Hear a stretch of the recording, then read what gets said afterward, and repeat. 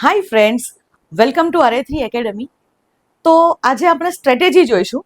આ strategy video છે અને શેના માટેનો સ્ટ્રેટેજી વિડીયો છે? તો વહીવટી અધિકારી રિલેટેડ જે એક્ઝામ હમણાં 10th મેમાં લેવાવાની છે, એટલે કે સ્પોર્ટ્સ ઓથોરિટી ઓફ ગુજરાતની વિવિધ પોસ્ટ છે ક્લાસ 1 અને ક્લાસ 2ની, અને એના માટે જે 100 માર્ક્સનું જીએસનું પેપર લેવાનું છે, સામાન્ય અભ્યાસનું પેપર લેવાનું છે, એના માટેનો સ્ટ્રેટેજી વિડીયો છે આ. તો ચલો આપણે વધારે વાર ન કરતા સીધા ડાઈવ કરીએ સ્ટ્રેટેજીમાં કે આપણે કરીશું શું. આપણી પાસે ઘણા ઓછા દિવસો બચ્યા છે, અરાઉન્ડ તમારી પાસે એપ્રિલ અને મેના 9 દિવસ, આટલા દિવસો છે. આ તમારે જોવાના. હવે તમે કઈ રીતે એની પ્રિપેરેશન કરશો તે આપણે જોઈએ. તો સૌથી પહેલા તો દોસ્તો, આ પેપર એ ક્લાસ 1 અને ક્લાસ 2 પોસ્ટ માટે છે. એટલે આપણે પહેલા તો તૈયારી કેવી રીતે કરવી, તો એના માટે આપણને ખબર હોવી જોઈએ કે યુદ્ધ કયા લેવલમાં લડાવવાનું છે. તમે પાકિસ્તાન સાથે લડવાના છો કે ચાઇના સાથે લડવાના છો તે તમને ખબર હોવી જોઈએ, અને એટલા માટે પ્રિપેરેશન પણ એ જ પ્રમાણે આપણે કરવી જોઈએ. સો ફર્સ્ટ ઓફ ઓલ, કે પેપરનું લેવલ કેવું રહેશે, તો ઓબ્વિયસલી ક્લાસ 1 અને ક્લાસ 2 પોસ્ટ માટે છે. ભલે ખાલી ગુજરાતી મીડિયમમાં છે, પણ પેપરનું લેવલ થોડું હાયર સાઇડ રહેશે, ક્લાસ 1-2 લેવલનું રહેશે. એટલે જીપીએસસી ક્લાસ 1-2, એસટીઆઈ, ડીવાયએસઓની જે એક્ઝામ્સ લેવાય છે એના જે લેવલ છે એ લેવલનું પેપર તમારું જનરલ સ્ટડીઝનું આવશે. અને તમને આ તો એક્સપિરિયન્સ થઈ જ ચૂક્યો હશે કે આપણે જ્યારે સંબંધિત વિષયનો પ્રશ્નપત્ર તમે જોયું જ હશે, અને એ પેપર જે લેવલનું હતું એ લેવલ અહીંયા તમને મળશે. એનો મતલબ એ છે કે કાં તો ક્વેશ્ચન્સ ટફ હશે, જેમાં તમારે એનાલિસિસ કરવાનું રહેશે, સ્ટેટમેન્ટ બેઝડ ક્વેશ્ચન તો હશે જ હશે. અને જો પેપર ટફ નહીં હોય, ઇઝી હશે, તો ઇઝી હશે તો પણ એ લેન્ધી હશે, કે જે તમારે 100 પ્રશ્નો 1 કલાકમાં જે પૂરા કરવાના છે એમાં તમારે સ્પીડની જરૂર પડશે. એટલે કે ક્લાસ 1-2 લેવલનું રહેશે, કાં તો ટફ હોય, મીડિયમ હોય. એટલે કે ઇઝી ખૂબ પેપર આવવું મને લાગતું નથી. ઇઝી ટુ મીડિયમ પેપર હોવું જોઈએ, અને ક્વેશ્ચન્સ એ સ્ટેટમેન્ટ બેઝડ હશે કે જેમાં તમારે વાંચવાનો ટાઈમ જશે. અને એટલા માટે આપણી પ્રિપેરેશન એવી હોવી જોઈએ કે આપણે એક જ વખત જો વિધાન વાંચીએ ને આપણને ખબર પડી જાય કે સાચું છે કે ખોટું છે. ઓકે, હવે પેપરમાં કઈ રીતના એપ્લાય કરવું, કઈ રીતે તમારે પેપર આપવાનું, તેનો વિડીયો આપણે લાસ્ટ વીકની અંદર જોઈશું, કે એક્ઝેક્ટલી એક્ઝામના પહેલા જોઈશું, એટલે ભૂલી ન જવાય. પણ અત્યારે આપણે આ જે પ્રિપેરેશન ફેઝ છે તમારો, આ પ્રિપેરેશન એપ્રિલ અને મેના 9 દિવસ એ તમારે કઈ રીતના કરવાની છે તેના વિશે આપણે આજે જોઈએ. સો આ તો આપણને ખબર પડી જ ગઈ છે કે પેપરમાં સ્પીડ ઇઝ સો ઇમ્પોર્ટન્ટ, કે સ્પીડ, વાંચવાની સ્પીડ તમારી ઘણી હોવી જોઈએ, અને એની જ પ્રેક્ટિસ તમારે અત્યારે કરવાની છે. મેઇન એ છે કે સ્પીડની પ્રેક્ટિસ કરવાની છે, કે વાંચવાની સ્પીડ હોવી જોઈએ. અને એવું નહીં કે વાંચી તો નાખ્યું પણ સમજણ ના પડી, ટપ્પો ન પડ્યો, એવું ન હોવું જોઈએ. પીચ તો પડવી જ જોઈએ કે આપણે જે વાંચીએ છીએ તે આપણને એટલી જ ફાસ્ટ સમજાઈ જાય, એ રીતે આપણે વાંચવાનું છે. સેકન્ડ થિંગ ઇમ્પોર્ટન્ટ છે કે તમારે ફર્સ્ટ આપણે એ જોઈશું કે વોટ ઇઝ ઇમ્પોર્ટન્ટ. તો એક તો આપણે જોયું કે સ્પીડ ઇઝ ઇમ્પોર્ટન્ટ, કે તમારે વાંચવાની સ્પીડ ઘણી રાખવી પડશે. અને બીજી વસ્તુ કે એટલે વાંચવા અને સમજવાની સ્પીડ તમારી વધવી જોઈએ. આ 1 મહિનામાં આ જ પ્રેક્ટિસ આપણે કરવાની છે. સી, તમે જ્યારે આ પેપર આપવાના છો એનો મતલબ છે કે તમારો જીએસનો સિલેબસ ઓલમોસ્ટ કમ્પ્લીટ છે. 1-2 સબ્જેક્ટ ન થયા હોય તો ડોન્ટ વરી, એની અંદર પછી આપણે આઈએમપી બેઝડ જ કરી લેવાનું હોય, થોડુંક બાય હાર્ટ કરી લેવાનું. બિકોઝ હવે ટાઈમ વધારે છે નહીં કે તમે બધી જ વસ્તુ ડીપલી કરવા જાઓ, અને ઉપરથી કરીને જવાના એ સબ્જેક્ટ્સ પણ આપણે જોઈએ કે કઈ રીતના હશે. તો સ્પીડ કોની વધારે રાખવાની, તમારે વાંચવાની પ્લસ અન્ડરસ્ટેન્ડિંગની. સેકન્ડ ઇમ્પોર્ટન્ટ થિંગ ઇઝ કે જ્યારે પણ વાંચો છો તમે સ્પીડીલી વાંચો છો, પણ તમને યાદ રહેવું જોઈએ. અને યાદ શું રાખવાનું છે આપણે અહીંયા, આપણે કન્સેપ્ટ્સ અને ફેક્ટ્સ આ બંને યાદ રાખવાના છે. સો આ પણ છે કે તમે જ્યારે વાંચો તો તમને કન્સેપ્ટ્સ અને ફેક્ટ્સ યાદ રહેવા જોઈએ. નો ડાઉટ, કન્સેપ્ટ કઈ રીતે યાદ રાખવા, ફેક્ટ કઈ રીતે યાદ રાખવા તે હું તમને સમજાવું છું. અને ક્યારે આપણે કન્સેપ્ટ યાદ રાખવાના છે, ક્યારે આપણે કન્સેપ્ટનું વાંચન કરવાનું છે, અને ક્યારે ફેક્ટ્સનું કરવાનું છે, કઈ રીતે કરવાનું છે તે હું આવું છું કે જ્યારે આપણે એ ફેઝમાં આવીએ. અને ત્રીજી વસ્તુ કે તમે આટલા ટાઈમમાં કરશો શું, તમે માત્ર 2 જ કામ કરશો અહીંયા. એક કરશો રિવિઝન, એટલે કે રિવિઝન થવું જોઈએ.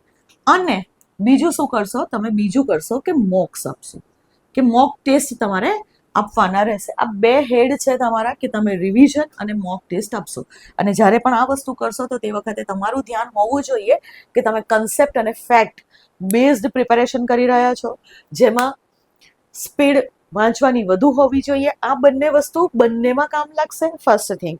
અને રિવિઝન અને મોક્સ આની પ્રિપેરેશન કેવી રીતના કરવી. પ્રિપેરેશન જ્યારે આપણે કરતા હોઈએ ને ત્યારે પ્રિપેરેશનના ઘણા બધા પહેલું હોય છે, ઘણા બધા કન્ટેક્સ્ટ હોય છે, અને આ કન્ટેક્સ્ટની અંદર આપણે પ્રિપેરેશન કરવી પડે કે તમે રિવિઝન કેવી રીતે કરશો અને મોક્સ કેવી રીતના આપશો. That is most important thing. અત્યારે જ્યારે આ છેલ્લો ટાઈમ બચ્યો છે અને કોઈ પણ એક્ઝામ હોય, તમે ઇવન બની શકે કે આ વહીવટી અધિકારી પછી તમે એટલે કે આ ક્લાસ 2ની એક્ઝામ છે, દેન તમે પેલું એસએજીની અંદર આઈ થિંક એડમિનિસ્ટ્રેટિવ ડાયરેક્ટર વાળી પોસ્ટ માટે એપ્લાય કર્યું હોય, ગમે તે પોસ્ટ હોય, આ બંનેની અંદર પ્લસ આવનારી હવે આગળ જીપીએસસી ક્લાસ 1-2ની એક્ઝામ આવવાની છે જે જૂનમાં લેવાની છે, પ્લસ એસટીઆઈની એક્ઝામ આવવાની છે કે જે આગળ લેવાશે. સો આ યર એક્ઝામ્સનું છે એટલે એક પછી એક એક્ઝામ તો આવતી રહેશે અને દરેક એક્ઝામમાં સેમ સ્ટ્રેટેજી તમે યુઝ કરી શકશો. આ જ સ્ટ્રેટેજી તમારે જીપીએસસી 1-2 માટે આપવાની, આ જ સ્ટ્રેટેજી તમારે પીએસઆઈ માટે આપવાની. યસ, આપણે અહીંયા એ વસ્તુ જોઈશું કે આ ક્લાસ 1-2 લેવલનું પેપર હશે. પીએસઆઈની સ્ટ્રેટેજી લઈને જલ્દીથી આવીશ, એમાં હું તમને સમજાવીશ કે એની પ્રિપેરેશન તમારે કઈ રીતના કરવાની છે, બિકોઝ સબ્જેક્ટ્સ થોડા ડિફરન્ટ છે, પેપર સ્ટાઇલ થોડી ડિફરન્ટ છે, તો એની સ્ટ્રેટેજી આપણે અલગથી કરીશું. બટ ક્લાસ 1-2 અને ક્લાસ 3 આની કોઈ પણ એક્ઝામ હોય એમાં સેમ સ્ટ્રેટેજી તમારે વાપરવાની રહેશે. ઓકે, તો ચલો હવે આપણે આગળ જઈએ. તો સૌથી પહેલાં આપણે રિવિઝન કરવા માટે આપણો બેઝિસ છે, રિવિઝન સ્ટાર્ટ કરવા માટે તમારે અહીંયાથી જોવું પડશે. એટલે કે તમારે પહેલાં તો એક મોક ટેસ્ટ આપવો પડે ફૂલ લેન્થનો, તો તમને ખબર પડે કે તમે રિવિઝન કઈ રીતના કરશો. કેમ મેડમ ડાયરેક્ટ રિવિઝન સ્ટાર્ટ ન કરાય, અને એનું કારણ શું છે હમણાં જ ખબર પડશે. તો આપણે પહેલાં મોક્સની વાત કરીશું અને પછી આપણે રિવિઝનની વાત કરીએ. તો જુઓ, સૌથી પહેલાં તો તમારે મોક્સ આપવાના છે.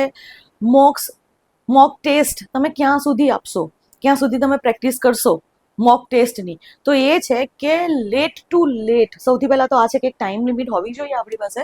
Late two late 25th April સુધી જ તમે મોક્સ આપશો, ત્યાર પછી તમે મોક્સ નહીં આપો.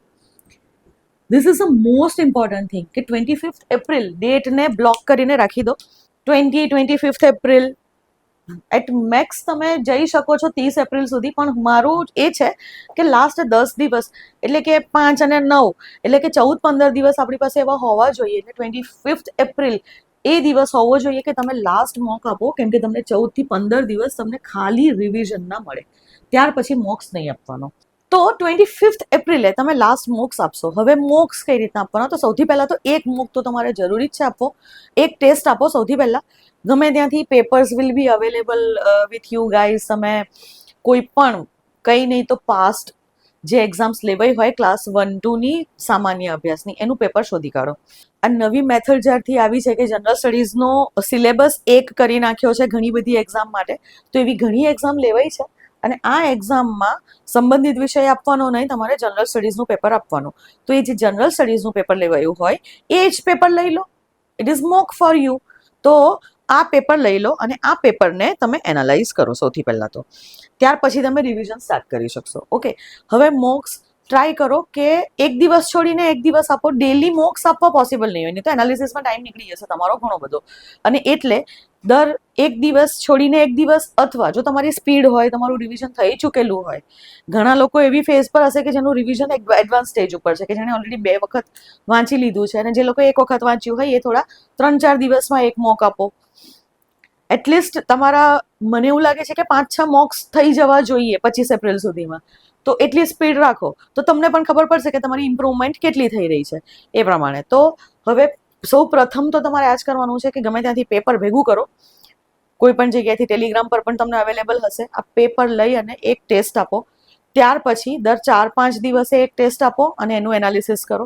સો એક તો આ વસ્તુ થઈ ગઈ કે ઓલ્ટરનેટ ડેઝ તમે આપી શકો છો જો તમારી પ્રિપેરેશન ઘણી સારી હોય, નહીં તો તમે આ રીતે આપો. મોક આપતી વખતે હવે ધ્યાન રાખવાની બાબત કે આખું પેપર એટેન્ડ કરો. હવે અહીંયા તમે ઓપ્શન ટીક નથી કરવાનો. તમે જ્યારે મોક્સ આપશો ત્યારે ટ્રાય કરો એક વખત કે આખું પેપર એટેન્ડ કરો. અને એટલે તમે જ્યારે આખું પેપર એટેન્ડ કરશો તો ઘણા ક્વેશ્ચન્સ એવા હશે કે જેમાં તમારે ગેસ વર્ક કરવું પડશે. તમને એ ખબર પડશે કે તમારે ઓકે ગેસ કરવું પડ્યું. અને હા, જ્યારે પણ આપો આખું પેપર ટાઈમ લિમિટમાં આપજો. અને એટલે તમને ખબર પડે કે તમારા ટાઈમ કેટલો વધારે જાય છે. ટાઈમ પહેલી વખત જ્યારે આપો તો જસ્ટ માપજો. પેપર તો આખું કમ્પ્લીટ કરવાનું છે આપણે, તો 1 કલાકમાં તમારે 100 પ્રશ્નો એટેન્ડ કરવાના જ છે. પણ તમે એક વસ્તુ કરી શકો કે સપોઝ તમારા 1 કલાકમાં ન થયા તો તમારે ઉપર કેટલી મિનિટ ગઈ જોઈ લેવાની મારો 1 કલાક ઓવર થયા પછી મારે આટલી એક્સ્ટ્રા મિનિટ્સ ગઈ છે અને એને આપણે નેક્સ્ટ મોકની અંદર ઓછો કરવાનો ટ્રાય કરવાનો છે ને એટલે સ્પીડ રાખવાની. તો મોક આપવામાં પણ તમારે સ્પીડ રાખવાની છે. તો આખું પેપર આપો, ટાઈમ લિમિટ સાથે આપો, ટાઈમ જુઓ કે કેટલો થયો છે. સપોઝ 1 કલાકમાં આખું પેપર કમ્પ્લીટ ન થતું હોય તો જુઓ કે તમારે 10 મિનિટ, 15 મિનિટ, અડધો કલાક કેટલું વધારે જાય છે સમય, અને એ સમયને આપણે હવે ઇમ્પ્રૂવ કરવાનો છે નેક્સ્ટ મોક્સથી. ઘટવો જ જોઈએ. નેક્સ્ટ જ્યારે પણ તમે આપો તો ટાઈમ તમારો ઓછો થવો જોઈએ. તો એક તો આ વસ્તુ થઈ ગઈ. હવે આખું પેપર આપશો એટલે તમારે ઘણી જગ્યાએ ગેસવર્ક કરવું પડશે, તમારે વિચારવું પડશે, તમારે એલિમિનેશન મેથડનો ઉપયોગ કરવો પડશે. અને આનાથી તમને એ તો ખબર પડશે કે તમે એલિમિનેટ કેટલા કર્યા, કે તમે કઈ રીતે ગેસ વર્ક કર્યું, કે તમને પ્રશ્નની જવાબ નહોતો ખબર પણ તમે એલિમિનેશન મેથડમાં ગયા. હવે જ્યારે તમે આવું કરશો તો તમને એક પેટર્ન ખબર પડશે. એટલે આ જે પહેલો મોક આપ્યો એનું એનાલિસિસ કરો, બીજો મોક, ત્રીજો મોક, દર વખતે એનાલિસિસ આપણે કરવાનું છે. અને એટલે તમને એક પેટર્ન જોવા મળશે. પેટર્ન કઈ રીતે જોવા મળશે? તો પેટર્નમાં તમારે 2 વસ્તુ જોવાની છે. એક તો કે તમારા સબ્જેક્ટ્સ, આ સબ્જેક્ટ્સ કયા સબ્જેક્ટમાં તમારા સારા માર્ક્સ આવે છે. હવે સબ્જેક્ટ વાઇઝ પણ તમને એનાલિસિસ કરો તો તમારી પાસે એવું હોવું જોઈએ કે આ પેપરની અંદર હિસ્ટ્રીમાંથી કેટલા ક્વેશ્ચન પૂછાયા છે, કલ્ચરના કેટલા છે, પોલિટીના કેટલા છે. હિસ્ટ્રીમાં જેટલા ક્વેશ્ચન છે એમાંથી તમારા કરેક્ટ કેટલા થાય છે, આ વસ્તુ એક જોવાની હોય. એટલે કે દરેક સબ્જેક્ટમાં તમને ખબર પડશે કે તમારા સ્ટ્રોંગ સબ્જેક્ટ્સ કયા કયા છે અને વીક સબ્જેક્ટ કયા કયા છે.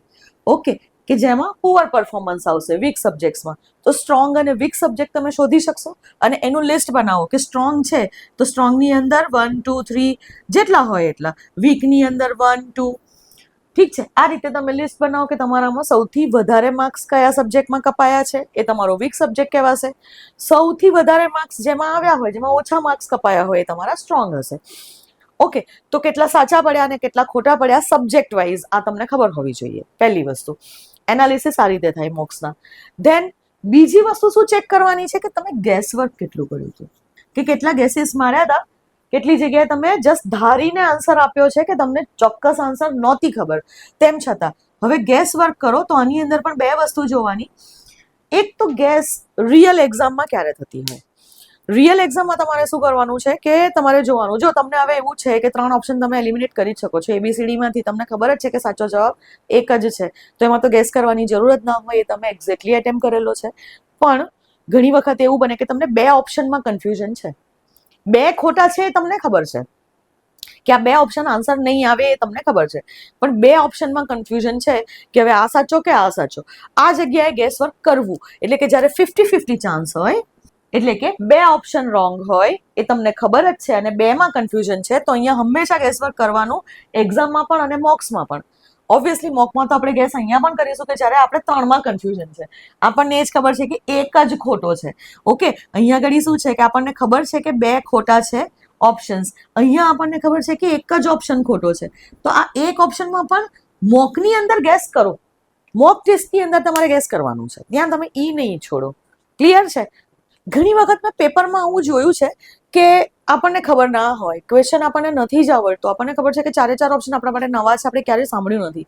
કરંટ અફેર્સમાં, સાયન્સ ટેકના ક્વેશ્ચનમાં કે જ્યારે ડાયરેક્ટ આપેલું હોય કે સપોઝ કોઈ સેન્ટર કઈ જગ્યાએ ખોલવામાં આવ્યું, અથવા તો ભારતે આ કરાર કયા દેશ સાથે કર્યો, કે આવું કંઈ પણ, તો નીચે સપોઝ 4 ઓપ્શન આપ્યા હોય કે રશિયા, ચાઇના, કેનેડા અને USA. હવે આપણને ખબર જ નથી કે આ 4માંથી કયા છે. પણ ઘણી વખત એવું બને કે આપણને ઇન્ટ્યુશન આવે કે ના, આનો ઓપ્શન છે ને આ રશિયા જ છે, કે આનો ઓપ્શન ચાઇના જ છે, એવું આપણને અંદર મનથી એવું લાગે. અને 95% કેસીસમાં આ ગેસીસ સાચી હોય છે, તો એને તો એટેમ્પ કરી જ નાખવાનો. અહીંયા લઈ લેવાનું રિસ્ક થોડુંક. ઓકે, એટલે રિસ્ક તો આપણે આમ પણ લેવું જ પડશે, કેમ કે જે પ્રમાણે કોમ્પિટિશન છે તમને ખબર છે. પણ અહીંયા રિસ્ક લેતા પણ risk should be calculated. Risk એમને એમ ન લેવાય, રિસ્ક હંમેશા કેલ્ક્યુલેટેડ હોવું જ જોઈએ. અને એટલે કેલ્ક્યુલેટેડ રિસ્ક લેવા માટે આપણે આ બધી મથામણ કરવાની છે. પહેલી વખત વધારે ટાઈમ લાગશે, નેક્સ્ટ ટાઈમ તમારી પાસે ફોર્મેટ હશે, ઇઝીલી થઈ જશે. ડોન્ટ વરી અબાઉટ ધેટ કે મેડમ આમાં ટાઈમ વેસ્ટ કરીએ તો રિવિઝન ક્યારે કરીશું. પણ જો આમાં ટાઈમ વેસ્ટ નહીં કરો તો રિવિઝન પ્રોપરલી થશે નહીં. ઓકે, સમજાવું છું કેમ આવું તમને હું વારંવાર કહી રહી છું. તો હવે ગેસીસ જોવાના કે તમે 50-50 ચાન્સમાં ગેસ લીધા, તમે એક ખોટો હોય ને તમને 3 ઓપ્શનમાં કન્ફ્યુઝન છે, તેમ છતાં તમે ગેસવર્ક કર્યું ક્યાં? મોક ટેસ્ટની અંદર. રિયલ એક્ઝામમાં ક્યારેય આવું હોય ને કે એક જ ખોટો તમને ખબર છે અને 3 ઓપ્શન્સમાં કન્ફ્યુઝન છે, તો ગેસવર્ક કરવું નહીં. ખોટા પડવાના ચાન્સીસ ઘણા વધી જાય. અહીંયા 50-50 છે, સાચોય પડી શકે છે, ખોટોય પડી શકે છે. બીકોઝ સી નેગેટિવ માર્કિંગ છે. ઘણા લોકો આખું પેપર એટેન્ડ કરવા જાય છે, ઘણા વધારે ક્વેશ્ચન્સ એટેન્ડ કરે છે, પણ એમના એટલા બધા ખોટા પડી જાય છે કે નેગેટિવની અંદર જે સાચા છે એમાંથી પણ માર્ક્સ કપાઈ જાય છે. આ વસ્તુ થાય છે, એટલે તમારે મેઇન અહીંયા જોવાનું છે. હવે એક તો સબ્જેક્ટ જોવાના કે કયા વીક છે, કયા સ્ટ્રોંગ છે, અને બીજી વસ્તુ કે ગેસ વર્ક તમારું કેવું છે. આ બીજી વસ્તુ છે, ઇમ્પોર્ટન્ટ છે કે તમે કેટલું સારી રીતે ગેસ કરી શકો છો. જો તમે એવું જુઓ ને કે તમારા આની અંદર બી ઘણા ખોટા પડે છે કે બધા જ ખોટા પડે છે, તો પછી રિયલ પેપરમાં ગેસ કરવા જવું નહીં. એટલીસ્ટ જે સાચા છે એના માર્ક્સ તો પૂરા આવશે આપણી પાસે. જે તમે શ્યોર છો કે સાચા જ છે, કે આ આન્સર હું જે ટીક કરી રહ્યો છું તે સાચો છે, તો એમાં તો તમારા માર્ક્સ આવશે. એટલીસ્ટ અહીંયા કપાતા અટકશે. અને એટલે આ વસ્તુ આપણે કરવાની છે કે ગેસ કરીએ તો ખરા, રિસ્ક લઈએ તો ખરા, પણ કેવું લેવાનું? કેલ્ક્યુલેટેડ. અને એટલા માટે આ ઓપ્શન છે. ઘણા લોકો એવા હોય કે મેડમ મેં 75 ક્વેશ્ચન એટેન્ડ કર્યા છે અને 75 સાચા છે. ઘણા એવું કહેશે કે મેડમ મેં 55 એટેન્ડ કર્યા છે, બાકીના મેં કરીને આવ્યું છે, કેમ કે મારું ગેસ વર્ક સારું નથી, હું ગેસ કરું છું તો ખોટા પડે છે. ઘણા સ્ટુડન્ટ્સ છે મારી પાસે એવા કે જે લોકો 55 એટેન્ડ કરીને 55 આવી જાય. હા, એમાં પણ થોડો ચાન્સીસ હોય, પણ 55માંથી 53 તો માર્ક્સ આવે, 53 માર્ક્સ તો આવશે. બધા તો ખોટા નહીં પડે ને. પણ જો વ્યક્તિ એની ગેસીસની અંદર એની જો ગેસ વર્ક પુઅર હોય, એને ન આવડતું હોય, તો થાય શું કે એના નેગેટિવમાં 55માંથી પણ ઘણા બધા 10 માર્ક કપાઈ જઈ શકે છે. અને એટલે રિસ્ક લેવા માટે સૌથી પહેલા તો આ સ્ટ્રોંગ કરાવવું પડે. એ સ્ટ્રોંગ ત્યારે જ થાય કે જ્યારે તમે મોક ટેસ્ટ આપો, તમે વધુ પડતા મોક ટેસ્ટ આપો, તો તમને ખબર પડે કે, અને ઇવન ગેસમાં પણ જોવાનું કે કયા સબ્જેક્ટમાં તમારી ગેસીસ સાચી પડે છે. ઘણી વખત એવું પણ હોય છે કે અમુક સબ્જેક્ટ્સ એવા હોય કે તમને આન્સર ના આવડતો હોય, જેમ કે સાયન્સ ટેકનોલોજી. હવે બેઝિક સાયન્સમાંથી ક્વેશ્ચન પૂછાયો હોય, તમે નાનપણમાં તો ભણીને આવ્યા છો, અને એટલે તમે કન્સેપ્ટને એપ્લાય કરી શકો.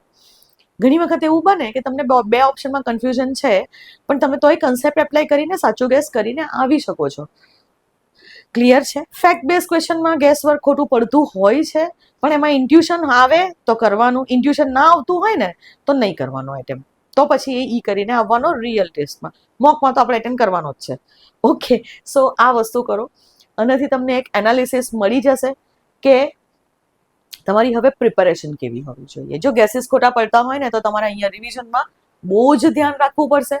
તમારે આ જગ્યા સ્ટ્રોંગ કરવી પડશે. તમારું ફેક્ટ અને કન્સેપ્ટ યાદ રાખવાની ક્ષમતાને વધારવી પડશે, જો તમારું આ પુઅર હોય તો. બાકી અહીંયા થોડું ચાલી જાય. જો કે આમ તો કન્સેપ્ટ અને ફેક્ટ જેટલા યાદ રાખશો ને એટલી સ્પીડ વધારે આવશે પેપર સોલ્વ કરવાની. એક્સપિરિયન્સથી કહું છું કે જ્યારે તમારા કન્સેપ્ટ ક્લિયર હોય એટલે તમને ખબર જ હોય કે તમે પહેલા જ વાંચનમાં કહી દેશો કે આ સાચો છે, આ ખોટો છે, અથવા ઘણી વખત તો પ્રશ્ન વાંચીને તમને જવાબ ખબર હોય. અને એટલા માટે આપણે આ વસ્તુ રિવિઝન પર ધ્યાન આપવાનું છે. હવે આપણે જ્યારે મોક્સના એનાલિસિસ કરીએ છીએ એક એક કરીને, આ પહેલા એનાલિસિસથી જ તમને હવે ખબર પડી ગઈ છે કે તમારા કયા સબ્જેક્ટ સ્ટ્રોંગ છે, કયા સબ્જેક્ટ વીક છે. અને હવે રિવિઝન આપણે કઈ રીતે કરીશું. બીજી વસ્તુ ઇમ્પોર્ટન્ટ દોસ્તો, આપણે રિવિઝન સ્ટાર્ટ કરીએ તે પહેલા કે મોક્સની અંદર જો ઓછા માર્ક્સ આવે ને તો ગભરાવું નહીં. આપણે અહીંયા ઓછા જ લાવવાના છે. ઘણા લોકો એકચ્યુઅલી મોક ટેસ્ટ પેપર જે સેટ કરતા હોય છે, આ લોકો છે ને થોડુંક એમની મોક વેચાય એના માટે થોડું હાયર લેવલ રાખતા હોય છે જનરલી. અને ઓબ્વિયસલી એવું જ હોય ને કે તમે જો હાયર પ્રિપેરેશન કરેલી હોય, તમે ટફની પ્રિપેરેશન કરી હોય તો ઇઝી તમને આવડે. જનરલી એવું થતું હોય છે. તો થાય શું કે એ લોકોના પેપર થોડા હાયર સાઈડ હોય, અને એટલે માર્ક્સ તમારા ઓછા આવી શકે છે. તો ત્યાં ગભરાવું નહીં. કરવાનું શું છે કે કઈ જગ્યાએ કયો ટોપિક તમારો વીક છે. તમારી પાસે હવે એક ડાયરી હોવી જ જોઈએ કે કયો સબ્જેક્ટ વીક છે, કયો ટોપિક વીક છે. એ સબ્જેક્ટમાં તે તમને ખબર પડવી જોઈએ કે રિપીટેડલી આ જ ટોપિકમાં મારા ક્વેશ્ચન ખોટા પડે છે. ઘણી વખત એવું થાય છે કે આપણે શીખતા નથી ભૂલોમાંથી, તો એ ભૂલોમાંથી આપણે શીખવાનું છે. અને અહીંયા ખોટા પડશે ને એ એક્ઝામમાં સાચા પડશે. Don't worry. ક્વેશ્ચન્સ તો તમારા ત્યાંથી જ લાવવાના છે. બુક્સ આપણી પાસે ફિક્સ છે. સ્ટેટિક પાર્ટ એટલીસ્ટ ફિક્સ છે, તો એ સ્ટેટિક પાર્ટમાંથી જ તમને ક્વેશ્ચન આવવાના છે. એક પેટર્ન તમે જોશો તો અમુક ટોપિક્સ છે જ્યાંથી ક્વેશ્ચન અવારનવાર પૂછાતા હોય છે, અને એટલે એ ટોપિક્સ તમે સ્ટ્રોંગ કરી લો તો ત્યાં તો તમારા માર્ક્સ પાક્કા થાય. ઓકે, સો મેઇન વસ્તુ એ જ છે કે ગભરાવાની જરૂર નથી. તમારે શું કરવાનું છે, શાંતિથી વિચારવાનું છે કે હું ખોટો કેમ પડ્યો કે ખોટી કેમ પડી. મારા આન્સર્સ એટલે શીખવાની જરૂર છે. ઠીક છે, મોક આપવું એ લર્નિંગ પ્રોસેસ છે, એ તમારી એબિલિટીને પરખતું નથી. આ શીખવાની પ્રોસેસ છે. તમારી ભૂલોમાંથી શીખવાનો ટ્રાય કરો. અને જે ભૂલ અહીંયા થઈ હોય ને એ ભૂલ ચાલશે, પણ સેમ ભૂલ રિપીટ પેપરમાં તો ન જ થવી જોઈએ. અમુક ગૂગલી ક્વેશ્ચન હશે કે જે કોઈને નહીં આવડે તો એની ચિંતા કરવાની જ નહીં, તમને ના આવડે કોઈને ના આવડે એવું જ હોય. અમુક ક્વેશ્ચન હોય એવા કે જે ના આવડતા હોય બધાને, તો એમાં ચિંતા નહીં કરવાની, પણ બાકીના ક્વેશ્ચન્સની અંદર ગભરાવાનું નહીં. ક્લિયર? સો આ છે. હવે તમે મોક ટેસ્ટ આપતા હો અને એ લોકો ગમે તે એક જગ્યાએથી ક્વેશ્ચન પૂછી લે જ્યાંથી તમને વર્ષોની અંદર જીપીએસસી ક્વેશ્ચન નથી પૂછ્યો. હા, ટોપિક કરી લેવો, કેમ કે ઘણી વખત બની શકે કે વર્ષોથી નથી પૂછ્યો તો પેલા ભાઈને કે આપણા જે લોકો પેપર સેટર હોય એમની ઈચ્છા થઈ જાય કે ચલો આ ટોપિકમાંથી ક્વેશ્ચન પૂછી લઈએ, તો પછી તકલીફ પડે. બાકી જનરલી એવું જ હોય છે કે રિપીટ થતા હોય છે, તો ચિંતા નહીં કરવી, અહીંયા ગભરાવાનું નહીં. અહીંયા શું કરવાનું, મોકમાં ટેસ્ટ ઓછા હોય તો હતાશ નહીં થવાનું, નિરાશ નહીં થવાનું કે આટલો ઓછો ટાઈમ છે અને મારા તો આટલા ખોટા પડી ગયા. નહીં, એ જે ખોટા પડ્યા છે એને સુધારો, એને વાંચો, એ ટોપિક્સ વાંચી લો તે જ વખતે એનાલિસિસ કરતા અને એ ટોપિકને પાકો કરી લો તો થઈ ગયું. ચલો હવે રિવિઝન પર આવીએ. તો રિવિઝન કઈ રીતે કરવાનું છે? તો સૌથી પહેલા તો તમને ખબર પડી જ ગઈ છે કે તમારા સબ્જેક્ટ કયા પુઅર છે, કયા સબ્જેક્ટ વીક છે અને કયા સબ્જેક્ટ સ્ટ્રોંગ છે. યાદ રાખજો દોસ્તો, ઓલવેઝ ઓલવેઝ ઓલવેઝ તમને જે સબ્જેક્ટ વાંચવામાં કંટાળો આવતો હોય, જે સબ્જેક્ટ તમને ટફ લાગતો હોય ને તેમાં તમારા માર્ક્સ કપાતો હોય, એ જ વીક હોય તમારો. જનરલી આવું મેં જોયું છે. અને એટલે હંમેશા વીક સબ્જેક્ટને ફર્સ્ટ સ્ટાર્ટ કરો. સૌથી પહેલા જ્યારે રિવિઝનની શરૂઆત કરો ને તો તમારા આ સબ્જેક્ટ જે પુઅર છે, જેમાં તમારા માર્ક્સ કપાય છે, જે તમને વાંચવાના નથી ગમતા, જ્યાં કંટાળો આવે છે, એ સૌથી પહેલા સ્ટાર્ટ કરો. સ્પીડમાં વાંચો. ત્યારબાદ આ થઈ જાય ને એટલે આપણે સ્ટ્રોંગ સબ્જેક્ટ, ઠીક છે, તો આને પછી સ્ટાર્ટ કરવાના એક પછી એક, એટલે આ લઈ શકો. અને જે લોકોને એવું હોય કે એક જ સબ્જેક્ટ વાંચવામાં બહુ જ કંટાળો આવતો હોય તો એ બે વસ્તુ કરી શકે છે. વધારે ટાઈમ ફર્સ્ટ સબ્જેક્ટ એટલે કે આ તમારો જે વીક સબ્જેક્ટ છે એને આપો અને થોડો ટાઈમ સ્ટ્રોંગ સબ્જેક્ટને આપો. આમાં એવું કરી શકાય કે 2 કલાક તમે તમારો વીક સબ્જેક્ટ વાંચ્યો અને પછી અડધો કલાક તમે આ વાંચી લો, એટલે માઇન્ડ ફ્રેશ થઈ ગયું. માઇન્ડ ફ્રેશ કરવા રીલ્સ જોવાની નહીં અત્યારે, આ રીતે માઇન્ડ ફ્રેશ કરી શકાય કે થોડીક વખત તમે આ વાંચો, વધારે ટાઈમ 2 કલાક 3 કલાક તમે વીક સબ્જેક્ટ વાંચી લીધો અને પછી સ્ટ્રોંગ સબ્જેક્ટ અડધો કલાક વાંચી લો, એટલે પાછું માઇન્ડ ફ્રેશ થઈ જાય. અડધો કલાક જ વાંચવાનું, ટાઈમર લઈને બેસવાનું, એલાર્મ મૂકી જ દેવાનું અને પછી પાછો આ સબ્જેક્ટ લો. અને એટલે આ સબ્જેક્ટ તમારા ફટાફટ થતા જશે, બીકોઝ આમાં વાંચવામાં પણ ટાઈમ લાગે. આના કરતાં સ્ટ્રોંગ સબ્જેક્ટ હોય એ ફટાફટ વંચાય, તમે કલાકની અંદર વધારે પેજીસ વાંચી શકો, જ્યારે વીક સબ્જેક્ટની અંદર તમે ઓછા પેજીસ વાંચી શકશો 1 કલાકમાં. પણ જો આ કવર નહીં કરો ને તો આજ તમને લઈને ડૂબશે એક્ઝામમાં. સો આ ધ્યાન રાખવાનું છે આપણે.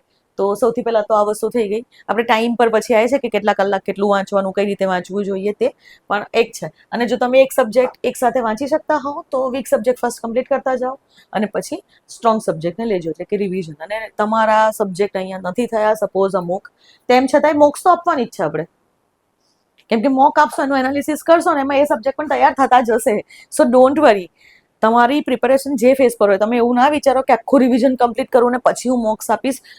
પોસિબલ નહીં થાય, એમાં તમારી તકલીફ થશે જ. અને કોઈ પણ દિવસ એવું થાય નહીં કે આપણો સિલેબસ કમ્પ્લીટ થાય, કેમ કે આપણો સિલેબસ તો ડેલી વધી રહ્યો છે ને, કરંટ અફેર્સ પણ છે, અને એટલા માટે તો આ વસ્તુ કરવાની છે દિવસમાં. સૌથી પહેલા વીક સબ્જેક્ટ, દેન સ્ટ્રોંગ સબ્જેક્ટ, પ્લસ આની સાથે કરંટ અફેર્સ ડેલી થવું જોઈએ 1 થી 1.5 કલાક. કરંટ અફેર્સનું હવે રિવિઝન કરવાનું છે. ઓકે, તો આ વસ્તુ છે કે રિવિઝન કરવાનું છે આપણે 1 થી 1.5 કલાક. આ બધી જ વસ્તુ તમારી થવી જોઈએ. હવે તમે કલાકો તમારી જાતે ડિસાઈડ કરો. તમે જો જોબ કરતા હો તો તમને કલાકો ઓછા મળશે, જો ઘરે હો તો પછી તમારી પાસે છે ટાઈમ ટુ ટાઈમ 6 કલાકની ઊંઘ લો પ્રોપર. અને સિવાયનો ટાઈમ કોઈ જગ્યાએ વેસ્ટ કરશો નહીં, કોઈ ડિસ્ટ્રેક્શન હોવું જોઈએ નહીં. ખાલી આ જ કરવાનું છે, ખાલી આપણે વાંચવાનું છે, આટલું ધ્યાન રાખો. ઓકે, તો આ કરો. અને જે દિવસે મોક આપો એ દિવસે કલાકનું છે ને, તો 1 કલાક મોક આપી દો અને પછી એનું એનાલિસિસ કરો તરત ને તરત. 2 કલાક એનાલિસિસમાં જશે તમારા. હા, મોક 1 કલાકનું પેપર આપો એટલે એનાલિસિસમાં 2 થી 3 કલાક તમારા જવા જોઈએ, તો જ એનાલિસિસ પ્રોપર થાય. અને એનાલિસિસ કરશો તે વખતે તમારું અહીંયા જ આમાં જ આ જે સબ્જેક્ટ છે એ જ તમારા રિવાઇઝ પણ થવાના છે. એટલે એવું ના વિચારો કે એનાલિસિસ કરશો એ તમારો ટાઈમ વેસ્ટ છે. નો, એ ટાઈમ વેસ્ટ નથી, એ તમારો રિવિઝન જ થઈ રહ્યું છે. ક્લિયર છે? તો આ વસ્તુ તમારે કરવાની છે અત્યારે. કરંટ અફેર્સ, હવે એટલીસ્ટ એકચ્યુઅલી 1 વર્ષના કરંટ અફેર્સ કરવું સજેસ્ટેબલ છે, પણ જો તમારી પાસે ટાઈમ ઓછો હોય તો તમે એટલીસ્ટ 6 મહિનાનું કરંટ અફેર્સ તો કરવું જ પડશે. આ ક્વેશ્ચન પણ આવશે મને કમેન્ટમાં, મેડમ કરંટ અફેર્સ કેટલા ટાઈમનું કરવું? કરંટ અફેર્સ એટલીસ્ટ 6 મંથનું તો થવું જ જોઈએ, ને જો ટાઈમ થાય 6 મહિનાનું જો થઈ જતું હોય તો પછી તમે આમ પાછળ જાઓ. ને કરંટ અફેર્સનું રિવિઝન કઈ રીતના કરવાનું? તો અત્યારે આપણો માર્ચ. અચ્છા, બીજી વસ્તુ કે હવે તમારે ડેલી સીએની જરૂર નથી. આ કરવા બેસવું નહીં કે ના હું ડેલી સીએ લઈ અને બેસું, વિડીયો જોવા કે ન્યૂઝપેપર વાંચવા એ હમણાં બંધ કરી દો. એપ્રિલના ન્યૂઝ આવવાના નથી એમાં. ઓકે, અને જો આવે તો થોડા ઘણા તો તમને ખબર હોય જ, તમે રીલ્સ વીલ્સ જોતા હો કે કંઈ પણ તેમાં આવી જશે. એટલે કે ડેલી સીએની હવે જરૂર નથી એપ્રિલની અંદર, અને જો કરતા હો તો એપ્રિલના ફર્સ્ટ વીક સુધી કરો, ત્યાર પછી જરૂર નથી. ઓકે, તો ડેલી સીએ હવે બંધ કરી દો. તમે કરંટ અફેર્સમાં જૂનું રિવિઝન કરો. હવે આપણે એપ્રિલ છે એટલે માર્ચ, તો માર્ચની મંથલી મેગેઝિન લઈને બેસો, એને પહેલાં રિવાઇઝ કરો, અથવા તમારી નોટ્સ જો બનાવેલી હોય તો વેલ એન્ડ ગુડ, તો એ નોટ્સમાંથી રિવાઇઝ કરો. એટલે કે પહેલાં માર્ચ, પછી પાછળ જતા જાઓ. માર્ચનું થઈ જાય પછી ફેબ્રુઆરી લો, પછી જાન્યુઆરી લો, પછી ડિસેમ્બર. ઓકે, તો આ રીતે પાછળ જાઓ. 6 મહિના થઈ જવા જોઈએ. 6 મહિના થઈ જાય તો આપણે બંધ નથી કરવાનું, આપણે 1 વર્ષ કમ્પ્લીટ કરવાનું છે. એટલે 1 થી 1.5 કલાકનું રિવિઝન તમારું હોવું જ જોઈએ. આમાં વીક અને સ્ટ્રોંગ સબ્જેક્ટ છે. હવે કલાકો તમારે ડિસાઇડ કરવાના છે, તમારી કેપેસિટી. તમે જો 16 કલાક વાંચી શકતા હોવ તો 16 કલાક વાંચો, તમે 10 કલાક વાંચી શકતા હોવ તો 10 કલાક વાંચો, પણ જેટલા કલાક વાંચો એ ફિક્સ કરો અને એટલા કલાક દરરોજ વાંચો. થવા જ જોઈએ, ગમે તે થાય, કંઈ પણ થાય. અચ્છા, હવે એવું થાય કે એક દિવસ તાવ આવી ગયો, લૂ લાગી ગઈ અને નથી વાંચી શક્યા, તો પછી ટેન્શન નહીં લેવાનું બીજા દિવસે. યાર, આવું પણ થાય છે કે એક દિવસ ના વંચાયો, 3 દિવસો ટેન્શન લઈ લે. આવું પણ નહીં કરવાનું. કંઈ નહીં, જ્યાંથી ગાડી અટકી છે ત્યાંથી રિસ્ટાર્ટ કરી દેવાની. ઓકે, સો આ વસ્તુ છે. તો આ રીતે કરજો તમે, થશે, ચિંતા ના કરશો. હવે બીજી વસ્તુ કે આપણે આ રિવિઝન જ્યારે કરીશું આ વસ્તુનું, તે વખતે ધ્યાનમાં રાખવાની બાબતો. ફર્સ્ટ છે કે આ તમારું કામકાજ 25 એપ્રિલ સુધી ચાલવું જોઈએ. 25 એપ્રિલ સુધી તમારું first revision specially for this exam અને મોક્સ, આ બંને વસ્તુ 25 એપ્રિલ સુધી ચાલવી જોઈએ. એટલે કે 25 એપ્રિલ સુધી જેટલા દિવસ બચ્યા છે ડિવાઈડ કરી દો દિવસોને, કે આટલા દિવસમાં આટલા વિષયો કમ્પ્લીટ કરવાના છે મારે. એટલે કે તમારું બધા જ વિષય 6 એ 6 વિષય, એટલે કે 6 હેડ્સમાં તમારો સિલેબસ છે. કેમ કે એમાં ઇતિહાસ અને સંસ્કૃતિ એક સાથે આપેલું છે, એટલે કે આર્ટ એન્ડ કલ્ચર ઇતિહાસમાં ઇન્ક્લુડ કરેલું છે. તો એ પ્રમાણે 6 વિષય થાય છે, પ્લસ 7મો કરંટ અફેર્સ અને આપણે અલગથી લીધેલો છે. તો આ 6 એ 6 વિષય અને કરંટ અફેર્સ ડેલી કરો છો, એટલે એને અલગથી તમારે દિવસ આપવાની જરૂર નહીં પડે. સો આ બધી વસ્તુ 25 એપ્રિલ સુધી પહેલાં તો કમ્પ્લીટ કરી દો, અને 25 એપ્રિલ પછી સેકન્ડ રિવિઝન સ્ટાર્ટ કરવાનું. એટલે કે આપણું સેકન્ડ રિવિઝન એ 25 એપ્રિલ પછી સ્ટાર્ટ થવું જોઈએ. અને 25 એપ્રિલ પછી સેકન્ડ રિવિઝન કઈ રીતના કરવાનું? હવે આજે 25 એપ્રિલ સુધી જે આપણે રિવિઝન કરીશું તેમાં શું કરીશું? તો આ 25 એપ્રિલ સુધી જ્યારે તમે સબ્જેક્ટનું રિવિઝન કરો છો તો તમારું ધ્યાન ક્યાં હોવું જોઈએ, શું યાદ રાખવામાં હોવું જોઈએ? એ છે કન્સેપ્ટ્સ. કેમ કે એનાલિટિકલ ક્વેશ્ચન પૂછાશે તો તમને કન્સેપ્ટની જરૂર પડશે, એટલે કન્સેપ્ટ યાદ રાખવાના છે. અને આ સેકન્ડ રિવિઝન જ્યારે કરશો તે વખતે તમારે શું યાદ રાખવાનું છે? તે વખતે આપણે યાદ રાખવાના છે ફેક્ટ્સ. સેમ વસ્તુ જ વાંચવાની છે બીજી વાર, પણ પહેલી વખત કન્સેપ્ટ યાદ રાખો, બીજી વખત ફેક્ટ યાદ રાખો. ઓકે, આટલી વસ્તુ ક્લિયર થાય છે? કન્સેપ્ટ અને ફેક્ટ, મેડમ આનો મતલબ સમજણ ના પડી, અમે તો વાંચીએ એટલે બધું એક સાથે જ આવે. કન્સેપ્ટનો મતલબ છે કે સપોઝ આપણે લઈએ કે અમેન્ડમેન્ટ પ્રોસિજર, બંધારણીય સુધારાની પ્રક્રિયા વિશે હોય, તો બંધારણીય સુધારાની પ્રક્રિયા શું છે, કઈ રીતે થાય છે, એને કહેવાય કન્સેપ્ટ.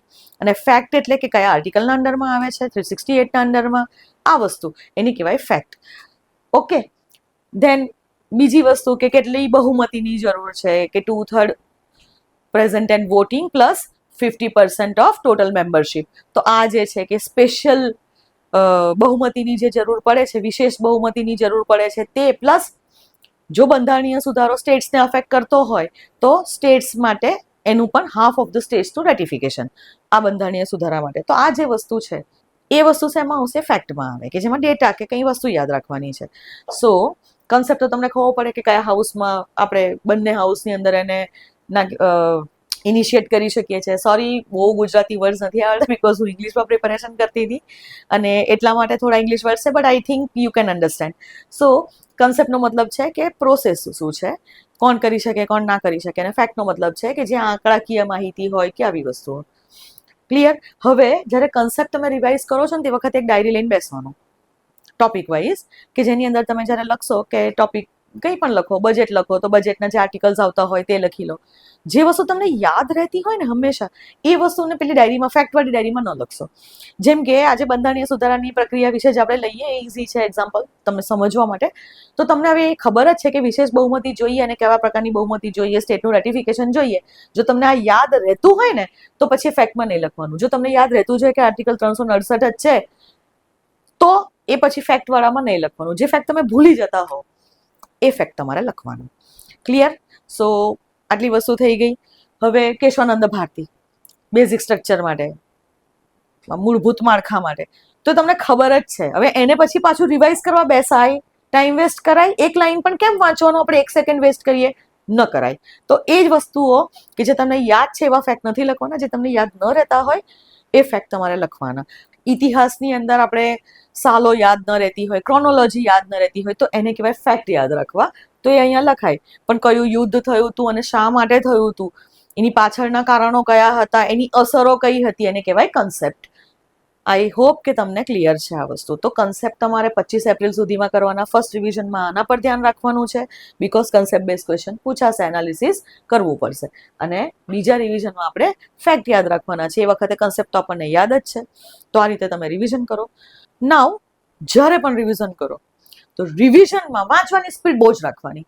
આ પણ યાદ રાખવાનું કે તમારે વાંચવાની સ્પીડ ઘણી રાખવી પડશે, કે બીકોઝ આપણે અહીંયા પ્રેક્ટિસ કરવાની છે ને, એક્ઝામની અંદર આપણા માટે સ્પીડ ઇમ્પોર્ટન્ટ છે. અને એટલે તમે જો અહીંયા સ્પીડ વધારશો ને વાંચવાની તો ઓટોમેટિકલી તમે જોશો કે ફર્સ્ટ મોકમાં એટલી સ્પીડ નહીં આવે, પણ બીજા મોકમાં તમારી વાંચવાની સ્પીડ આવી ગઈ હશે. ઓકે, તો વાંચવાનું છે, સ્પીડમાં વાંચવાનું છે કેમ કે ટાઈમ ઓછો છે, અને યાદ પણ રાખવાના છે. કન્સેપ્ટ પણ યાદ રાખવાના છે, ફેક્ટ્સ પણ યાદ રાખવાના છે. સો સ્પીડમાં વાંચો. અને આવું કે જ્યારે તમે સ્પીડમાં વાંચો પણ તમને યાદ રહે એ ક્યારે થાય? જ્યારે એકાગ્રતા હોય. અને અહીંયા એકાગ્રતાનો મતલબ છે કે મોબાઈલને સ્વિચ ઓફ કરીને બેસવાનું. કોઈનોય ફોન ગમે તે થાય, ફોન મમ્મી પપ્પાને આપી દેવો. જો લાઇબ્રેરીમાં જતા હો તો પેલા ડ્રોવરમાં કે બેગની અંદર જ મૂકી દેવાનો. ત્યાં આગળ ફોન વાળી વસ્તુ, એટલે કે ફોનનું ડિસ્ટ્રેક્શન સૌથી વધારે મેં જોયું છે સ્ટુડન્ટ્સનું. વાંચતા 10 વખત તો ચેક કરે કે નોટિફિકેશન આવી છે કે નહીં. એટલે નોટિફિકેશન આવશે તો વાઇબ્રેટ તો થશે ભાઈ. જ્યારે આવશે ત્યારે જોઈ લેજો. એટલે કે ડિસ્ટ્રેક્શન ઓછું રાખવાનું કોઈ પણ જગ્યાએ. અચ્છા, એક તો આ વસ્તુ થઈ ગઈ કે સ્પીડથી વાંચવાનું, એકાગ્રતા રાખવા માટે ડિસ્ટ્રેક્શન્સ ઓછા કરી દેવાના. એ ફોનનું ડિસ્ટ્રેક્શન હોય, એ ગમે તે ડિસ્ટ્રેક્શન હોય. ચા પીવા જાઓ 1 કલાક નહીં બગાડવાનો. ડિસ્કશન હમણાં કોઈ જોડે નથી કરવું આવડે. તમને એવું થાય કે હું તો ગ્રુપ ડિસ્કશન જ કરું છું ને, ના. એના કરતા એ ગ્રુપ ડિસ્કશન કરતા એક જ ટોપિકનું થશે, 1 કલાક નીકળશે. એની જગ્યાએ તમે વાંચશો તો તમે 4 ટોપિક 5 ટોપિક વાંચી લેશો એટલા ટાઈમમાં. સો ડિસ્ટ્રેક્શન અવોઇડ કરવાના. આવા બને ચા પીવા જાઓ, ચા પતે એટલે સીધા પાછા આવીને બેસી જાઓ. આ વસ્તુ. જમવામાં ટાઈમ ઓછો વાપરવાનો. જમતી વખતે બી તમે લઈને બેસો ને નોટબુક. થોડો ટાઈમ નહીં વાત કરવી ફેમિલી જોડે આપણે, તો જ્યારે જમવા બેસો ત્યારે પણ બુક સાથે રાખો. એટલે કે મિનિમમ તમારો ટાઈમ વેસ્ટ થવો જોઈએ. સો એક તો આ વસ્તુ થઈ ગઈ. બીજી વસ્તુ છે કે કયા ટોપિક વાંચવા. દોસ્તો, તમારી પાસે તો હવે આખી લક્ષ્મીકાંત પડી છે પોલિટી માટે, એટલે કે બહુ મોટું થોથું છે, તો આખી વટ ટુ વટ વાંચવા બેસવાની ના. આવું હવે ન કરતા. આમ તો તમે અંડરલાઈન કરી હશે, તમારી પાસે શોર્ટ નોટ્સ હશે. શોર્ટ નોટ્સ હોય તો ત્યાંથી જાઓ. શોર્ટ નોટમાં કંઈ ડાઉટ લાગે તો જ તમે મેઇન રેફરન્સ બુક ખોલો. જેની પાસે નોટ્સ ના હોય એ બધા ટોપિક ન વાંચશો. થોડું એનાલિસિસ કરી લો. પ્રીવિયસ યર્સની ક્વેશ્ચન બેંક ખરીદ લો કે કઈ જગ્યાએથી તમે જ્યારે ચેપ્ટર વાંચવા બેસો છો તે ચેપ્ટરમાંથી કયા ટોપિકમાંથી મેક્સિમમ ક્વેશ્ચન્સ આવેલા છે એ તમને ક્વેશ્ચન બેંકની અંદર મળી જશે. તો આ ક્વેશ્ચન બેંકની અંદર, અથવા તો તમને ઓનલાઈન પણ મળી જશે. તમે જસ્ટ લખો ને polity MCQ in previous years MCQ of polity in GPSC, તો તમને ખબર પડી જશે કે ઓકે ક્લાસ 1-2 ની એક્ઝામમાં આ પેટર્ન છે. ક્લાસ 3 એટલે કે DYSST એના પણ જોવાના છે આપણે. તો એમાં કયા ટોપિકમાંથી ક્વેશ્ચન્સ વધારે પૂછાયા છે અને એ જ ટોપિક વાંચો. પછી બધા જ ટોપિક કે કોઈ પણ ભળતો ટોપિક વાંચવા બેસવું નહીં. બીજી વસ્તુ કે અહીંયા ખાસ મેં એવું જોયું છે કે જે ટોપિક ન્યૂઝમાં હોય ને એ ટોપિકમાંથી ક્વેશ્ચન વધારે પૂછાતા હોય છે.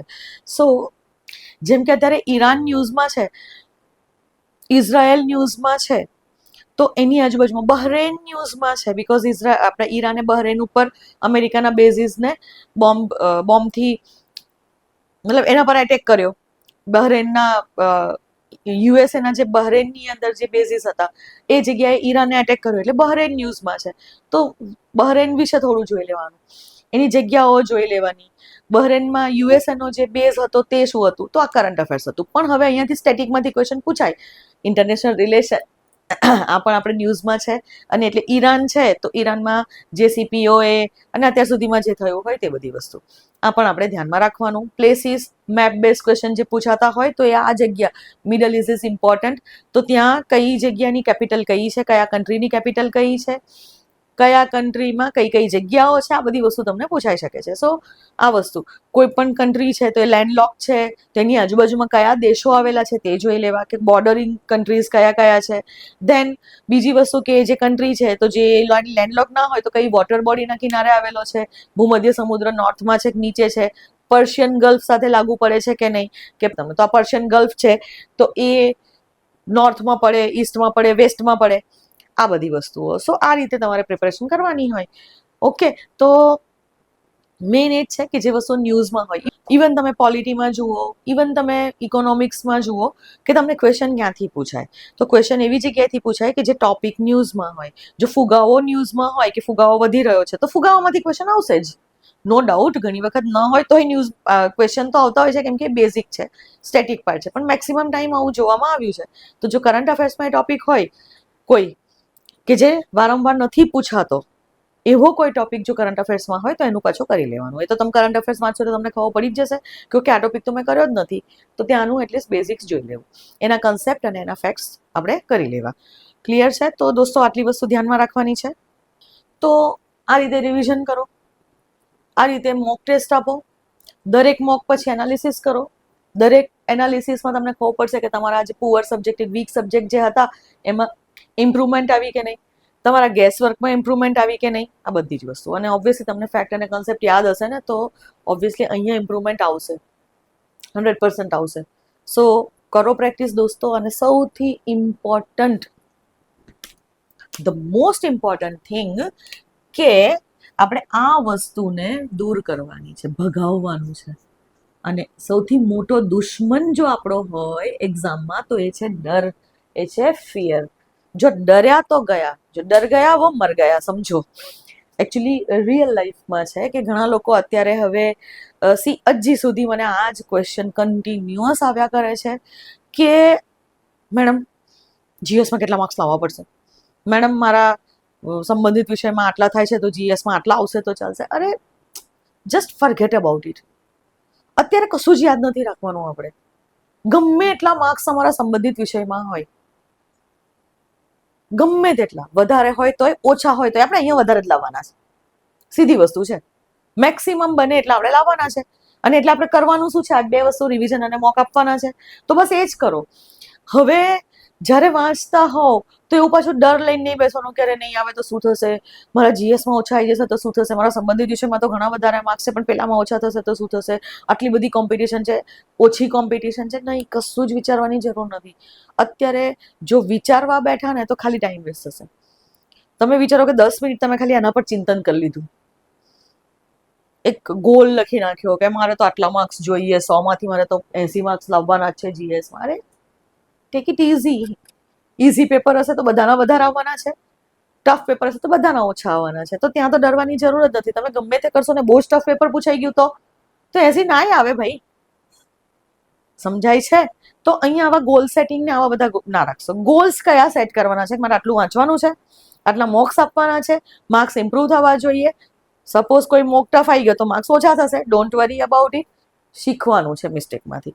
તો અત્યારે આ જ કરો, ડરવાની જરૂર નથી. અને હવે સંબંધિત વિષયને ભૂલી જાઓ, એના માર્ક્સને ભૂલી જાઓ. અત્યારે ખાલી આપણે જીએસની પ્રિપેરેશન કરવાની છે. સ્ટેન્ડ અલોન એક્ઝામ છે એવું સમજી લો કે મારે ખાલી જીએસનું જ પેપર આપવાનું છે, એમ જ મારે માર્ક્સ લાવવાના છે. આવું કરશો મગજમાંથી એક્સ્ટ્રા. વાંદરાને છે ને ખભા પર બેસાડવા નહીં એક્સ્ટ્રા. આ ફિયર એટલે વાંદરું હોય કે જે કન્ટિન્યુઅસ આમ માથા પર ટપલીઓ માર્યા જ કરે, ડિસ્ટર્બ થયા કરીએ આપણે. તો આવું ડિસ્ટર્બ આપણે નથી થવાનું. અત્યારે તો નહીં જ. અત્યારે ટાઈમ જ નથી આપણી પાસે વિચારવાનો. અત્યારે ટાઈમ છે એક્ટ કરવાનો. અને જસ્ટ કામ કરો, સફળતા જરૂરથી મળશે. આ એક્ઝામમાં નહીં, બીજી એક્ઝામમાં. ક્લિયર છે? એક્ઝામો આવ્યા જ કરશે. ગુજરાત ગવર્મેન્ટ ઘણી ટ્રાય કરી રહી છે, તો બહુ ટેન્શન ન લેશો. અને આપણે એવું વિચારવું જ નથી ને કે નહીં મળે, મળશે જ. કામ કરશો ને તો સફળતા મળે જ મળે. મેઇન એ છે. અને એટલે આપણે હવે કર્મ પર ધ્યાન રાખો. ફળ કર્મ કર્યા પછી, એક્ઝામ પછી વિચારજો. ક્લિયર? કેવી જશે, સારી જશે, ખરાબ જશે એક્ઝામ, નથી વિચારવું. અત્યારે પ્રિપેરેશન સારી થાય છે કે નહીં તે વિચારો. રાત્રે ઊંઘવા જાઓ ને તો જ્યારે તમે બેડ ઉપર પડો ને ત્યારે કમર તૂટવી જોઈએ, એવું થવું જોઈએ કે હાશ આજે તો મજા આવી ગઈ વાંચવાની. જે દિવસે આ સેટિસ્ફેક્શન લઈને ઊંઘવા જશો ને એ દિવસે જોજો ઊંઘ પણ મીઠી આવશે. અને એક બસ રિગ્રેટ ના હોવો જોઈએ કે યાર મેં 10 મિનિટ બગાડી નાખી, આ 10 મિનિટમાં મારો એક ટોપિક થઈ જાય. આવા રિગ્રેટ સાથે ઊંઘવા ના જવાનું. બસ અત્યારે આ ગોલ રાખો કે હું જ્યારે ઊંઘવા જાઉં તો ફૂલ સેટિસ્ફેક્શન સાથે ઊંઘવા જવું જોઈએ. ભલે ને તમારો 2 જ ટોપિક થયા દિવસમાં, પણ એ 2 ટોપિક પરફેક્ટ કર્યા છે. આ રીતે રાખો. ક્લિયર છે? અને જો કોઈ દિવસ ટાઈમ વેસ્ટ થાય તો પણ સ્ટ્રેસ ના લેશો. મારા સ્ટુડન્ટ્સ આ વસ્તુ કરતા હોય છે, તો એમાં સ્ટ્રેસમાં પાછા બીજા 3 દિવસ બગાડી નાખતા હોય છે. સો નહીં, લોકો વાંચે છે, ઘણું વાંચે છે, અને જ્યારે પણ આપણે ટાઈમ વેસ્ટ કરીએ તો વિચારવાનું કે અત્યારે મારો કોમ્પિટિટર વાંચી રહ્યો છે. This is competition based exam. Clear? અને અહીંયા તમે કોઈની લીટી તો નાની કરવા જઈ ના શકો, એટલે આપણે પોતાની લીટી જ મોટી કરવી પડે. સો just all the best for studying. વાંચ્યા કરો, ખુશ રહો, ખુશ રહીને વાંચો. બોર્ડમ લઈને બર્ડન લઈને ન વાંચશો, કોઈ બર્ડન ન રાખશો. બિલીવ મી, જે લોકોએ બર્ડન વગર એક્ઝામ આપી છે એ લોકો જ પાસ થયા છે. ટેન્શન બહુ લેશો તો ગડબડ થશે. ઓકે? અને જો પ્રિપેરેશન ઓછી જ હોય, પહેલી વખત સબ્જેક્ટ લઈને બેઠા હોય તો ઓબ્વિયસલી વાંચવું પડશે, તો સ્પીડ રાખજો અને કરજો. જેટલા મેક્સિમમ પોસિબલ થાય એટલા સબ્જેક્ટ કવર કરો. ઓકે? અને જે લોકોનું આવું હોય કે સપોઝ 6 ની અંદરથી તમારા 3 સબ્જેક્ટ થયા છે અને 3 સબ્જેક્ટ નવા છે, તો ખાસ યાદ રાખજો કે જે 3 સબ્જેક્ટ નવા છે, તમે સપોઝ 10 કલાકનો પ્લાન કરતા હો તો 1 થી 1.5 કલાક તો કરંટ અફેર્સને આપવાનો જ છે. એટલે કે સપોઝ આપણે 1 કલાક કરંટ અફેર્સને આપ્યો, હવે 9 કલાક જે રહ્યા એમાંથી 6 કલાક રિવિઝન પાછળ આપજો. માત્ર 3 કલાક નવો સબ્જેક્ટ વાંચજો. ક્લિયર? કેમ કે એમાં વાર લાગશે ને કમ્પ્લીટ કરતા, તો કંઈ વાંધો નહીં. 4 સબ્જેક્ટમાં પણ તમે સારા એવા માર્ક્સ લાવી શકો છો, કેમ કે આપણે કરંટ અફેર્સ પણ કરી રહ્યા છીએ. ઓકે દોસ્તો, સો જુઓ, મારાથી જેટલા પહેલું કવર થયા છે એ બધા મેં અહીંયા કર્યા આ વિડીયોની અંદર. તેમ છતાં તમને જો કોઈ ક્વેશ્ચન હોય તો તમે મને કમેન્ટમાં પૂછી શકો છો. ટેલિગ્રામ ગ્રુપની અંદર હવે એક ચેટ પણ આપણે ઓપન કરેલી છે, ત્યાં પણ તમે મને ક્વેશ્ચન પૂછી શકો છો આ topic related. So just you can contact me. તમે મને ઈમેલ કરી શકો છો, તો એ જોઈ લો. સો અને ઇવન કોઈ સબ્જેક્ટ સ્પેસિફિક ડાઉટ હોય તો પણ તમે મને ઈમેલ કરી શકો છો. સો અને હવે તમને બીજી કંઈ હેલ્પ જોઈએ છે તે પણ તમે મને કમેન્ટ કરીને જરૂરથી જણાવશો. કમેન્ટ કરશો તો બેટર રહેશે, બિકોઝ એ હંમેશા ઓપન હોય, તરત મારી પાસે નોટિફિકેશન આવી જાય ઈમેલ્સને આ તે જોવામાં, મતલબ સાંજ પડી જાય. સો વિડીયો કમેન્ટ કરજો તો ત્યાં મને ખબર પડશે, અને તમારા સ્પેસિફિક ડાઉટ્સને હું ટ્રાય કરીશ કે કમેન્ટ થ્રુ સોલ્વ કરવાનો. અને જો સેમ ડાઉટ વારંવાર આવતો હશે તો એક નવો વિડીયો આપણે બનાવી લઈશું.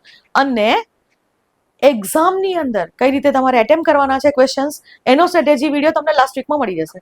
આફ્ટર 25 એપ્રિલ તમને એક્ઝામમાં તમે કઈ રીતે એટેમ્પ કરશો એનો વિડીયો મળશે, કેમ કે અત્યારથી કરાવવાનો એનો મતલબ છે નહીં. તેમ છતાં જો તમને જોઈતો હોય તો પાછી મને કરજો, તો હું એક વિડીયો બીજો આપી દઈશ અત્યારથી જ કે આ સ્પીડ અને એક્યુરેસી સાથે ક્વેશ્ચન્સ કઈ રીતે એટેમ્પ કરાય. ઓકે? તો સ્પીડ કઈ રીતે વધારવી એની વસ્તુ તમને તે વખતે સમજાવી દઈશ કે તમે બધા જ ક્વેશ્ચન 100 ક્વેશ્ચન એટેમ્પ પણ કરી શકો, છૂટી ન જાય કોઈ, એટલીસ્ટ ટાઈમમાં પૂરા થાય. તો એના માટેનો વિડીયો જોઈતો હોય તો પણ મને કમેન્ટ કરજો, જો તમને પહેલાં જોઈતો હોય તો. નહીં તો લાસ્ટ વીકમાં તો મળશે જ. ઓકે? સો મળીશું આપણે. હું ટ્રાય કરી રહી છું કે તમને હેલ્પ થાય એવા કોઈક ટોપિક્સ વિશે વિડીયો લાવવાનો. સો મળીએ ફરી નવા વિડીયો સાથે. ત્યાં સુધી વાંચતા રહો. Happy learning, happy studying. By.